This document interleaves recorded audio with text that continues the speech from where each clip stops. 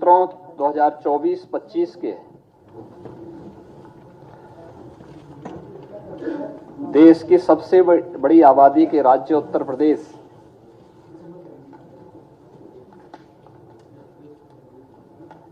के सामान्य बजट के लिए मैं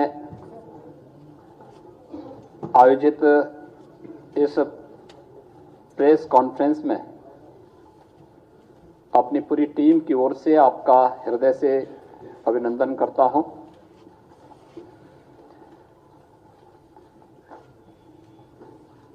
मेरे वरिष्ठ सहयोगी वित्त और संसदीय कार्य मंत्री श्री सुरेश खन्ना जी ने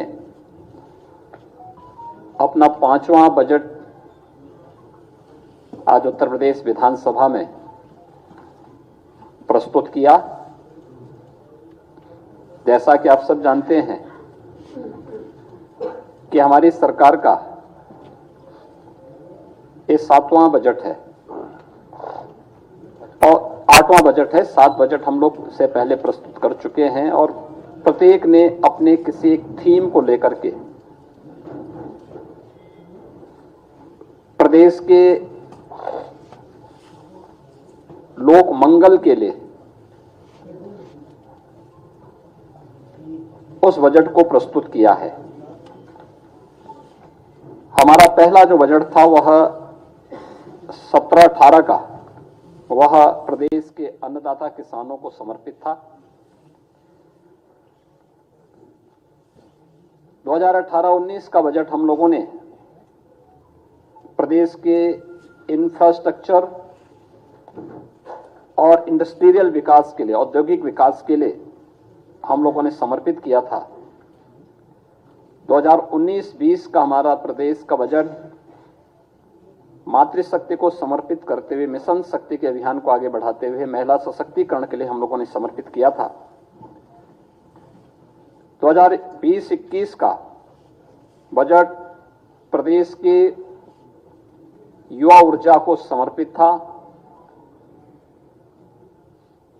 21-22 का बजट प्रदेश के स्वावलंबन से सशक्तिकरण के इस अभियान को समर्पित था और 22-23 को अंत्योदय से आत्मनिर्भरता का प्रदेश का बजट रहा है। वर्ष 23-24 का बजट हमारी सरकार ने त्वरित एवं सर्वसमावेशी विकास के लिए समर्पित किया। तो आज का जो बजट है, जो हमारे वित्त मंत्री जी ने प्रस्तुत किया है, वह बजट प्रभु श्री राम को समर्पित करते हुए लोक मंगल की उन भावनाओं को समर्पित किया कि यही मह आदि मध्य अवसाना प्रभु प्रतिपाद्य राम भगवाना। तुलसीदास जी के इन शब्दों में कि बजट की शुरुआत में, बजट के मध्य में और अंत में भी प्रभु श्री राम हैं। उनके विचार में, उनके संकल्प में एक एक शब्द में श्री राम हैं, क्योंकि श्री राम लोक मंगल के पर्याय हैं और यह बजट भी लोक मंगल को समर्पित करते हुए प्रदेश के समग्र और संतुलित विकास का उत्तर प्रदेश का एक आर्थिक दस्तावेज है। मैं इसके लिए वित्त मंत्री, अपर मुख्य सचिव वित्त और उनकी पूरी टीम को इस समग्र विकास और समग्र एवं संतुलित विकास की अवधारणा को सार्थक बनाने के उद्देश्य से प्रस्तुत इस बजट के लिए हृदय से बधाई देता हूं। मित्रों, हम सब जानते हैं कि आस्था, अंत्योदय और अर्थव्यवस्था को जो समर्पित हमारा आज का ये बजट है, ये अब तक का उत्तर प्रदेश का सबसे बड़ा बजट है। 7,36,437 करोड़ रुपए का यह बजट, यानी 7 लाख की सीमा को क्रॉस किया है। अगर आप देखेंगे 2023-24 की तुलना में बजट में 6.7% की वृद्धि इसमें की गई है। और अगर आप देखेंगे कि प्रदेश का जो बजट का आकार में जो बढ़ोतरी हुई है, यह बजट प्रदेश की अर्थव्यवस्था को विस्तार देने की डबल इंजन सरकार की जो प्रतिबद्धता है, आदरणीय प्रधानमंत्री जी का जो विजन है, उनके उस विजन को सबका साथ, सबका विश्वास, सबका विकास और सबका प्रयास, इन सब को समर्पित करते हुए डबल इंजन सरकार की प्रतिबद्धता को भी यह प्रस्तुत करता है। बजट में जो कुछ चीजें हैं जो हम सब के लिए बहुत महत्वपूर्ण और मायने रखती है, वह है कि पहली बार 2,03,782 करोड़ 38 लाख रुपए कैपिटल एक्सपेंडिचर के लिए बजट में प्रावधान किया गया है। यानी यह इस बात को प्रदर्शित करता है कि इंफ्रास्ट्रक्चर पे जब पैसा खर्च होगा तो वह रोजगार का सृजन भी करेगा और अर्थव्यवस्था को उतनी ही सुदृढ़ भी करेगा। हमारी सरकार प्रारंभ से ही इस बात पर ध्यान देती रही है कि हमें समग्र विकास की अवधारणा पर कार्य करना है, पिक एंड चूज नहीं। उस समग्र विकास की अवधारणा का ही परिणाम है कि आज उत्तर प्रदेश सरकार के बजट के दायरे को हम बढ़ाने में सफल हुए। अगर 16-17 की तुलना में प्रदेश की जीडीपी को अगर आप देखेंगे, ये लगभग 12-12.5 लाख करोड़ रुपए की थी, और अब उत्तर प्रदेश की जो हम लोग 24-25 में जीडीपी की बात करेंगे, वह 25 लाख करोड़ रुपए, यानी लगभग दुगनी से अधिक वह उत्तर प्रदेश की जीडीपी को बढ़ाने में सफल होगी। इसके साथ ही प्रदेश के अंदर जिन अन्य मुद्दों पर हम लोगों ने फोकस किया, उसमें इस दौरान प्रति व्यक्ति आय को दोगुना करने में हमें सफलता प्राप्त हुई है। उत्तर प्रदेश जो देश की 2016-17 में छठी अर्थव्यवस्था थी, आज वह नंबर 2 की अर्थव्यवस्था देश की बन चुकी है। हम इसमें सफल इसलिए हुए क्योंकि हमने कर चोरी को रोका, रिफॉर्म किए, रेवेन्यू लीकेजेस को हर स्तर पर समाप्त करने के लिए जो भी उपाय हो सकते थे, सरकार ने, विभिन्न विभागों ने इसके लिए कार्य किया। और आज उसका परिणाम है कि उत्तर प्रदेश एक रेवेन्यू सरप्लस प्रदेश बना है।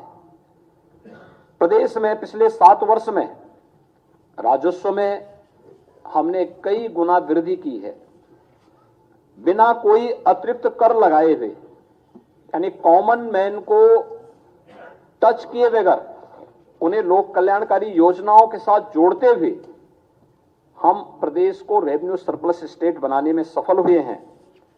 और बजट की सबसे बड़ी खासियत यह है कि भारत सरकार के द्वारा, रिजर्व बैंक के द्वारा जो निर्धारित राजकोषीय घाटा FRBM की लिमिट है 3.5, हमारा यह बजट उस सीमा के अंदर 3.46% तक हमारा यह राजकोषीय घाटे को नियंत्रित करने और एक सफलता की उन ऊंचाइयों को प्रस्तुत करता है, जो हमारी इस बात को प्रस्तुत करता है कि सरकार का जो विजन था कि सुरक्षा, विकास और सुशासन, और बजट में है राजकोषीय अनुशासन।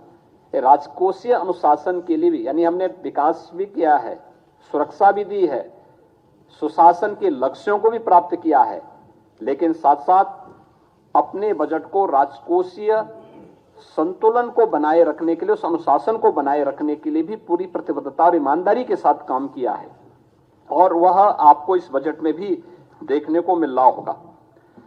प्रदेश में हम लोगों ने पिछले 7 वर्ष में बेरोजगारी की दर को नियंत्रित करने में भी सफलता प्राप्त की है। जब 16-17 में प्रदेश के अंदर अनएम्प्लॉयमेंट रेट 19.2% से ऊपर था, 19.2% से अधिक था, आज ये घट करके 2.4% के आसपास है।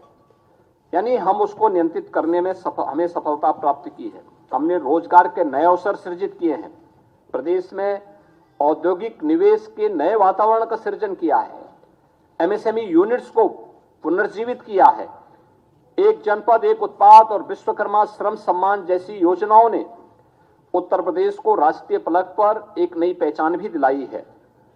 और उत्तर प्रदेश में जो बैंकों के साथ ऋण जमा अनुपात सीडी रेशो जो यूपी का था, जो 44% था, आज वह बढ़कर के 57% से अधिक हो चुका है। ये चीजें दिखाती हैं कि उत्तर प्रदेश इस दिशा में बेहतर कार्य कर रहा है। प्रदेश में गरीब कल्याण, महिला सशक्तिकरण, युवाओं के उज्जवल भविष्य और अन्नदाता किसानों की समृद्धि पर हम लोगों ने निरंतर फोकस किया है। ये सभी सेक्टर हैं जिन पर लगातार हम लोग कार्य कर रहे हैं, और इस बजट में कुछ चीजें जो बहुत महत्वपूर्ण हैं उनमें से कि 24,863 करोड़ 57 लाख रुपए की नई परियोजनाएं भी हम आज इसके साथ जो इस बजट के साथ जोड़ रहे हैं। युवाओं के लिए मुख्यमंत्री युवा उद्यमी विकास अभियान एक नई योजना हम प्रारंभ करने जा रहे हैं। इसमें अपने प्रदेश के युवाओं को स्वरोजगार से जोड़ने के लिए, नए सूक्ष्म उद्यमों की स्थापना के लिए, ग्रामीण और शहरी क्षेत्र में रोजगार सृजित करने के उद्देश्य से एक नई पहल की जा रही है, जिसमें ब्याज मुक्त ऋण की सुविधा उन नए उद्यमियों को प्रदेश के अंदर सरकार उपलब्ध करवाएगी। ये सीमा हम 5 लाख रुपए तक की ब्याज, यानी 5 लाख रुपए तक की पूंजी पर करने जा रहे हैं। उसमें ब्याज मुक्त ऋण हम उन्हें उपलब्ध करवाने की व्यवस्था करने जा रहे हैं।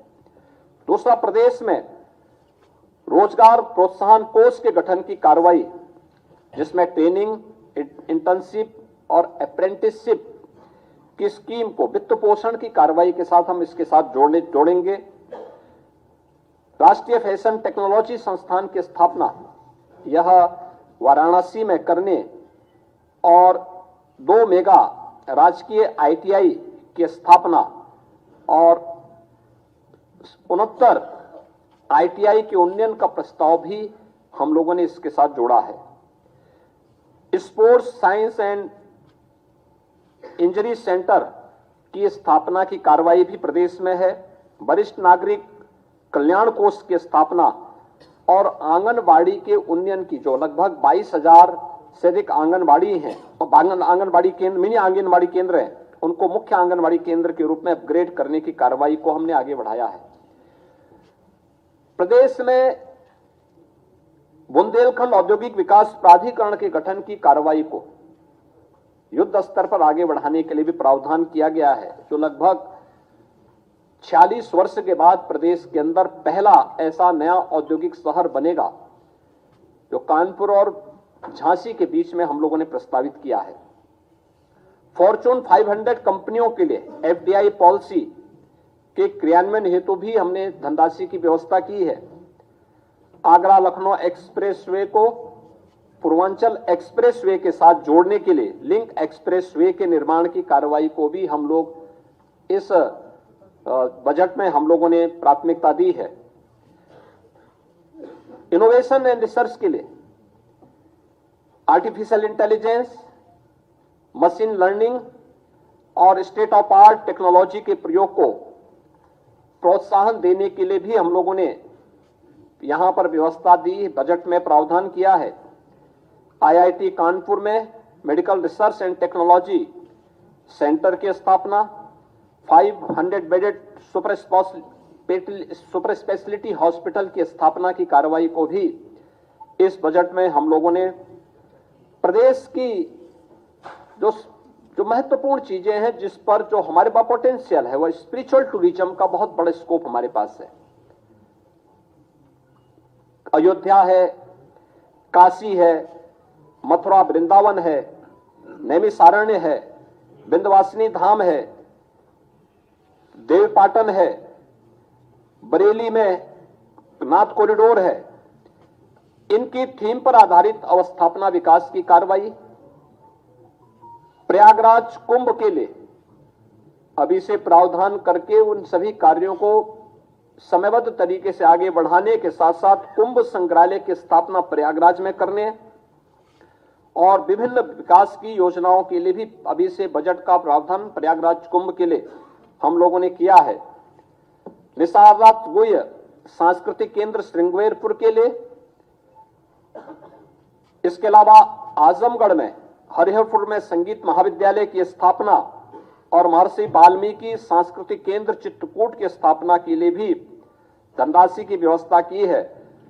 तो अयोध्या में अंतर्राष्ट्रीय रामायण एवं वैदिक शोध केंद्र की स्थापना के लिए भी बजट का प्रावधान इस बजट में किया गया है। कृषि हमारा एक प्राथमिक सेक्टर है यूपी जैसे राज्य में, जहां की एक बड़ी आबादी कृषि पर आधारित है। इसमें अन्नदाता किसानों के लिए हम लोगों ने मुख्यमंत्री खेत सुरक्षा योजना प्रस्तावित की है। प्रदेश में राज्य कृषि विकास योजना प्रस्तावित की गई है, इसके लिए भी धनराशि की व्यवस्था की गई है। प्रदेश के अंदर जो हमारे लगभग जो प्रदेश के अंदर निजी नलकूप हैं, उनसे जुड़े हुए किसानों को हम लोग बिजली उपलब्ध करवा सकें, इसके लिए निःशुल्क विद्युत आपूर्ति के लिए भी धनराशि का प्रावधान हमने बजट में किया हुआ है। और उत्तर प्रदेश की खेती को ग्लोबल वार्मिंग से भी उनकी पैदावार में प्रभाव न्यूनतम किया जा सके, इसके लिए automatic weather station, automatic rain gauge की स्थापना के लिए भी हर ग्राम पंचायत में स्थापित करने के लिए हम लोगों ने बजट का प्रावधान किया है, जो खेती किसानी के लिए, बागवानी के लिए, किसानों के लिए अत्यंत उपयोगी साबित होगा। वह भी हम इसके साथ करने जा रहे हैं।